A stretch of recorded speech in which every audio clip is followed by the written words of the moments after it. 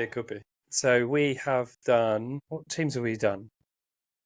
49ers, Jets, Packers, Eagles, Raiders, Giants. Done the Saints and Cowboys. Do you want to go... Did you watch Browns and Jags? I did just before you messaged. Deshaun Watson looked a bit better, I will say. Yes, he did. Well, he should be, but he definitely looked better than the first week. Played better than the Jags. I mean, well, put it this way. In the first game, clip circulating on social media, and if he got taken down or whatever, put his hand up to ask for help up, and everybody just walked away from him. Really? His team were pissed off with him. He was playing that bad in the first week. It's crazy, isn't it? But this week they were helping him back up, so... He's playing better. He is playing better. Not playing his best, I would say, but he's playing better than he was last week, that's for sure. The Browns never play well. No. Their defense is what saves their ass a lot of the time. 100%. They have got a good defense. They've got Myles Garrett. They have not got a good offense. Okay offense. Mm-hmm. But in the NFL, that's not a good thing. So they got 125 rushing yards. And the Jags got 127. They got 13 penalties. There's a lot of penalty plays being flagged this year. I've noticed that. I can't remember what game I was watching, but I seen fucking yellow flags just flying. Well, there was a few last night. Was there? Yeah. Touchback. He got a run. He ran the ball. Mm-hmm. Became mobile. Got like a 20-yard, 30-yard gain himself. Got down to like just inside the 15 or the 10. Get down. As he got up, he spiked the ball on the ground. They called it unsportsmanlike conduct. Took the whole play back. They're flagging anything and everything at the moment, unless you're the Chiefs. Drake London, after his touchdown, he celebrated and done like this, like a gun thing or something. They called that unsportsmanlike conduct. Took the touchdown. I've seen so many people doing that though. There was was it Vikings? Or was it Ravens? It was Ravens or Vikings. One of them scored a touchdown. They were doing like a gun celly. Refs are really in their own ass this season. They are this season. It seems to be anything and everything. Called against the Bengals. I don't know if I watched the Bengals game. Watched that game. Haven't seen the highlights. But I've seen a clip circulating. Because I was going to say, should we go down to Burrowhead and talk about the Bengals Chiefs? The were on defense. Chiefs were on offense. I can't remember who the receiver was, but he jumped up. Bengals guy went up behind him, but his over his shoulder, stopped the ball. Pretty much didn't touch, I don't think, the receiver. Called it pass interference. What is going on this season? Replay it. And they completed it. Yeah, so that brings the Chiefs away with a win. Yeah. By 1 point. Was it 1 or 3? It's 25-26. So, yeah. They should have lost it, realistically. They should have, really. Because started off field goal, and then touchdown by Bengals, touchdown by Chiefs. Field goal, Bengals, touchdown Chiefs, touchdown Bengals. It does seem to be, right, and I like the Chiefs. I like the Chiefs. They're good players, but it always goes in their favour. It does seem to go in their favour quite a bit, doesn't it? They need to rewrite the script. They're on that 3-piece. Mm-hmm. Yeah, of course, the NFL would love that. Yeah, the NFL's first 3 times champion in a row. Mahomes leading it, Andy Reid, Travis Kelce, the stars and all that. Yeah. The champ is here. Yeah. The champ is here. Look at it last season. They'd won the Super Bowl the year before, beat the Eagles, and they started off real slow. Yeah. Don't get me wrong, they made enough to make the playoffs. They won the Super Bowl. But they started off real slow in the start of the season. Yes, somehow they've come out guns blazing. I don't know what they've done in the off-season. That's the thing, isn't it? Well, yeah, but you look at their speed weapon, Xavier Worthy. He's apparently shit in a straight line. If you've got a defender right on him, it's no good. Oh, really?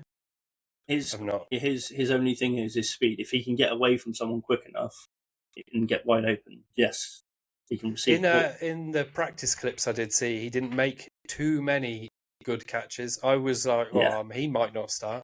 And then Yeah, they I got saw rid a few of Reece Zammit. They got rid of him. And I was like, oh, maybe Xavier Worthy is starting now then. It makes no difference, does it? Because that's what they want. They're going to get rid of any player that could be a threat to what they want to do. I personally think they might have made the wrong choice. Mm-hmm. For them. On the outside looking in, maybe, yeah. Because we'll have to see later on in the season. Zammit was when he was challenged, apparently. But yeah, he was a rugby player. He could stiff arm. I can't remember who it was, but one of the Bengals players said that he got to Xavier Worthy and stopped him getting the ball. Oh, I don't know. I feel like I didn't watch the Bengals Chiefs game. In the highlights, there's a lot that happens that we don't see. Yeah, because it's all condensed into 5 minutes, isn't it? And then the commentators are talking, then all of a sudden it's something completely different. I'm like, what the fuck just happened then? Where did Reece Zammit go? Jacksonville practice squad, Jags practice squad. Yes, he is. You're right. I think he'll be starting him possibly next year if he gets to where they want him to be. Yeah. Did you watch Bears Texans? Caleb Williams is a disappointment. I've heard that. I've seen a few clips. I've seen a few clips that he's first pick. He is not playing or performing the way everyone was hoping. No, I've heard that, which is ironic because he was so well celebrated. Yeah, he was this the first amazing round pick, QB. He was going to save the round. Yeah, I am actually looking at the scoring summary for that. In the first quarter, it is a field goal for Texans, field goal for Bears, touchdown for Texans, field goal for Texans, touchdown for Bears, field goal for Texans, field goal for Texans. And not one of these plays has got Caleb Williams on it. Looking at team stats for that game, yards, Bears 205, Texans 310. No, total yards, sorry. It was 134 to 235. Rushing 71-75. They were much better running the ball. And the Bears had 2 turnovers. Texans only had 1. Yeah. But the Texans had 12 penalties, whereas the Bears only had 9. So there's a shit ton of penalties called at the moment. Yeah, I don't know if you can read too much into the penalties at the moment because they're just fucking for everything. I think they're trying to stop stuff early. Drilled out of them before the season really gets underway. Yeah, 100%. Don't know, they're doing. Do that, it makes their life easier down the line. When the games are a lot more crucial, they're not being scrutinised for these calls. I think that's what they're trying to do. Hey, look, we're trying to get this out of the way now, so you're not in bad habits later on. And then when one of these calls comes down the line, you're like, oh, that shouldn't have been a call. It's like, well, no, we warned you in the start. Calling penalties on touchdown celebrations is fucking stupid, though. Some of them, it's just dumb. Because they're not even for a celebration as such. They're calling it personal. They're calling it misconduct. Yeah, it's not though, is it? I thought they're allowed to celebrate. Yeah. I did see Colorado, the college games. See Travis Hunter and 3 of his teammates got unsportsmanlike conduct for celebrating. Yeah. Did you see that one? Yeah. See response. I don't know if it was about that, response. But he was like, oh, it's Hunter. It's Travis Hunter. Yeah, that was about the quarterback for the other team saying he was too small and too slow. Yeah.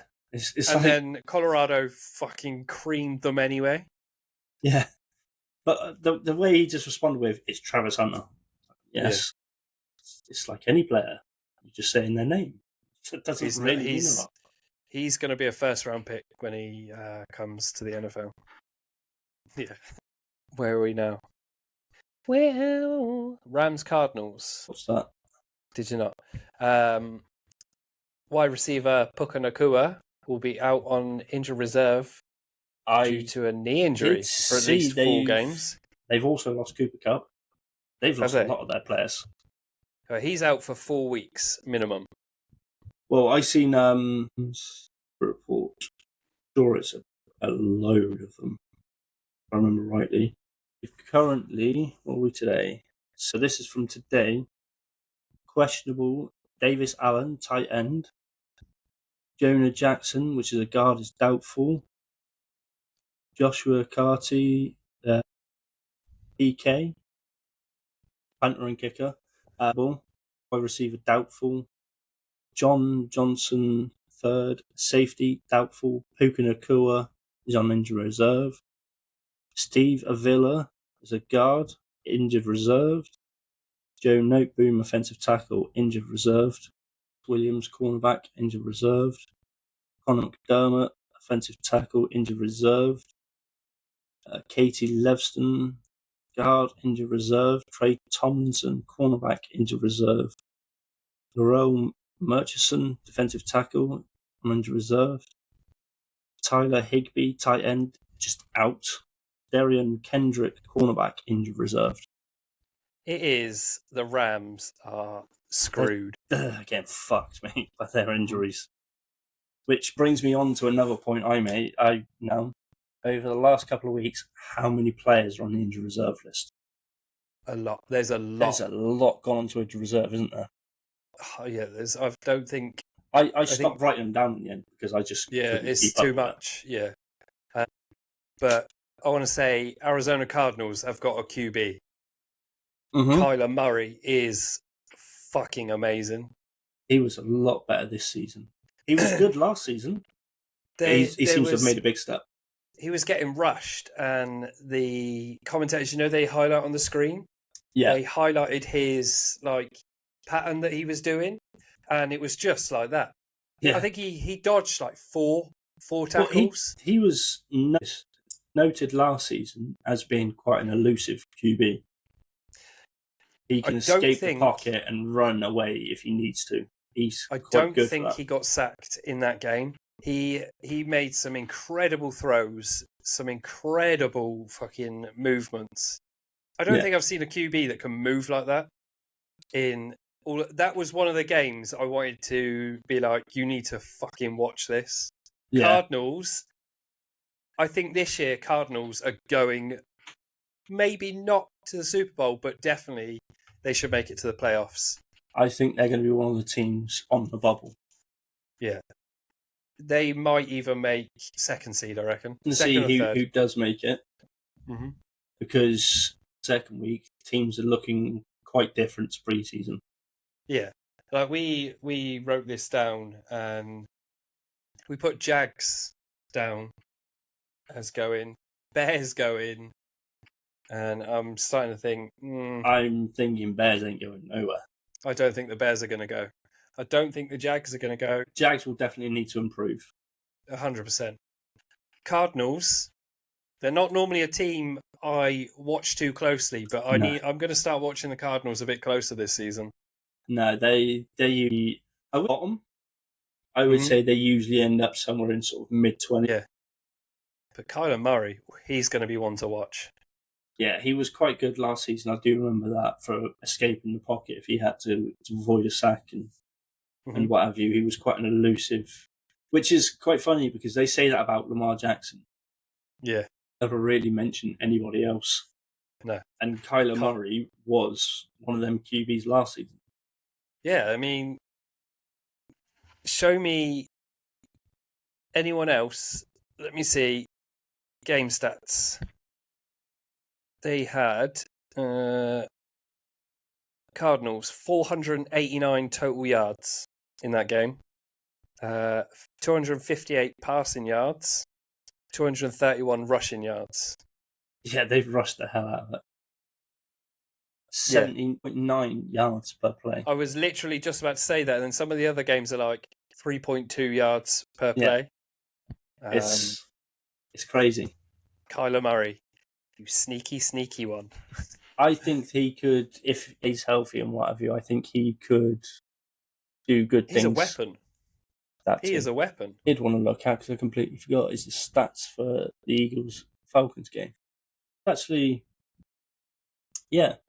So, total yards, 365 for Eagles, 385 for Falcons. It's not bad. 233 passing for Falcons, 179 for Eagles. But then it flipped for the rush. They had 152, we had 186. But we had less rushing. They had less rushing. It's not bad. Who have we got left? Bucks and Lions. I didn't see that. I didn't. That one. Bucks had. Do remember noting? I ought to know this. In their game, their defense. What was his? Aiden Hutchinson. Mm-hmm. How have I lost that? No. So he's the end. 5 sacks against Baker Mayfield. In game, that's. Yeah, well, they had. Where did I just see? I think he's only like second year. Fucking hell. So the Bucks only had 146 passing yards, whereas the Lions had 324 passing yards. 19 of their passing yards went to Amon-Ra St. Brown. I was going to say, they've got Amon-Ra St. Brown. He is one of my top receivers, my favourite receivers. I just noted they marked Aiden Hutchinson as 4.5 sacks. Really? And it goes back to yards per play. What did we just say Kyler Murray and the Cardinals got? 7 point something? 8 point something? The Bucks got 4.6 per play, and the Lions got 5.6 per play. Yeah. I mean, shit. Rushing yards. 70 rushing yards from the Bucks. They don't run the ball a lot, but then they've got Mike Evans. He's the only, if I remember rightly, he's the only NFL active player to have over 1,000 receiving yards every season. Jesus Christ. And he's on 11, I believe now. If I remember rightly, let me look at it. He's been in since 2014. I mean, and he has had Bucks over 1,000 receiving yards every season. Jesus. The Bucks did win. Yeah. But I don't know if that was just dumb luck. Well, because the Lions played better. Looking at the stats and that, it might have been they came up with in the crucial moments. Yeah, they did. The Lions played better. The stats show the Lions played better. But the score reflects opposite. I think the Lions hadn't played the way they would have, the way they did. Mm-hmm. I think that would have been a runaway for the Bucks. Yeah, 100%. I think they just kept... The Lions managed to keep the Bucks from scoring too much. Contained. Yeah, keep the lid on it. Which goes to show Baker Mayfield's actually a good QB. Yeah, 100%. But the last couple of seasons, he got pushed pillar to post. Just needs to find that place, doesn't he? And I think he's found it because they signed him. Yeah, do you want to say? Yeah, I think so. Don't need that one. For you, which is quite funny. Go for it. I think at some point this season, the Giants are going to sit Daniel Jones as their QB. I think he's going to get benched.